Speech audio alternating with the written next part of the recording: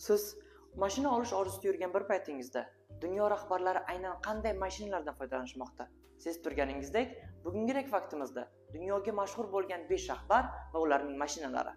Xitoy prezidenti Si Zinpin Hongji N501 mashinasidan foydalanadi. Fransiya prezidenti Emmanuel Macron esa DC7 Cross Roverdan foydalanadi. Bu esa Fransiyadagi eng birinchi lyuks klassdagi gibrid crossover sanaladi. Hindiston prezidenti Draupadi Murmu Mercedes-Benz S600 Pullman Guard mashinasidan foydalanadi. Bu Hindistondagi yagona o'q o'tkazmaydigan mashina sanaladi. Rossiya prezidenti Vladimir Putin esa Namo kompaniyasi tomonidan yasattirilgan 5 metrlik Auris Senat nomli limuzindan foydalanadi. Yaponiya imperatori Naruhito esa u uchun maxsus tayyorlatilgan hamda qiymati $500,000 ga teng bo'lgan G51 Toyota Century Royal nomli mashinadan foydalanadi. Amerika prezidenti Jo Bayden esa undan oldingi ikki rahbar singari Cadillac 1 rusumidagi mashinadan foydalanadi. Ushbu mashina Amerikadagi yagona 20 sm-lik oyna bilan jihozlangan va Amerikaning eng xavfsiz mashinalaridan biridir.